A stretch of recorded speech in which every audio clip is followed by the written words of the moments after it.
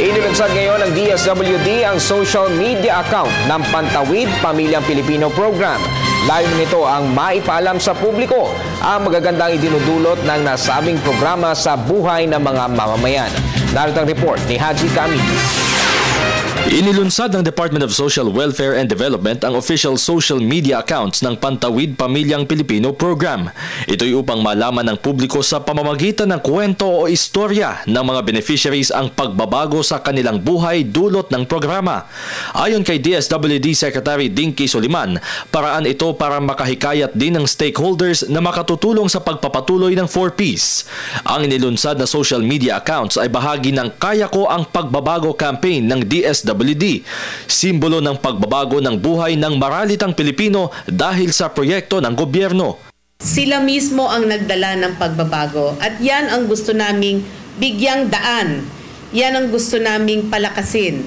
Ang boses ng mga ordinaryong mamamayan na kusang binabago ang sarili, pamilya at pamayanan na dapat nating kilalanin at sana tulad ko makahugot ang ating mga kababayan ng lakas na ituloy ang daang matuwid, ang pagbabago sa lipunan, ang pakikipagkapwa-tao, ang pagbigay sa mga nangangailangan.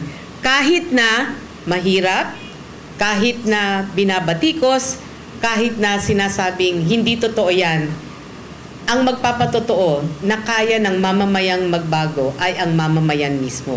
Sa kabuuan, 4.4 million beneficiaries ang natutulungan na ng Pantawid Pamilya kung saan nakapaloob sa package ang tulong pang-edukasyon at pangkalusugan. Ngayong taon, 99.53% na sa target households ng DSWD ang nabiyayaan ng programa. 500 pesos kada buwan ang natatanggap na health grants ng bawat pamilyang benepisyaryo.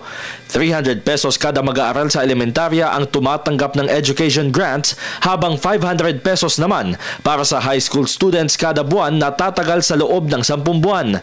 Bahagi din ng programa ang conditional cash transfer na nagkakaloob ng cash grant sa mga pamilyang nagpapaaral ng mga anak, nakakakuha ng preventive health check-up at mga dumadalo sa family development session kada buwan.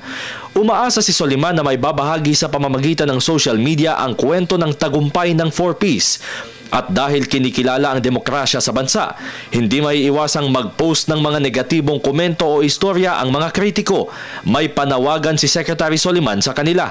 Nakikiusap ako, wag nating lunurin ang lehitimong boses ng mga ordinaryong mamamayang gustong magkwento ng pagbabago.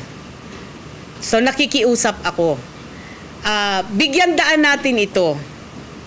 Dahil kung gusto nyong mag-bash, kung gusto ninyong ikwento naman yung negatibo, wala namang problema dun eh. Ang akin lang, konting paggalang at konting pagkilala na hindi ito mga binayaran. Para sa mga benepisyaryo o mga taong may alam na istorya ng pagbabago ng buhay, maaari kayong mag-post ng istorya, litrato, audio o video presentation sa Facebook, sa Twitter, sa email at sa Instagram na makikita ninyo sa inyong mga television screens. Para sa Telebisyon ng Bayan, Haji Kaaminyo.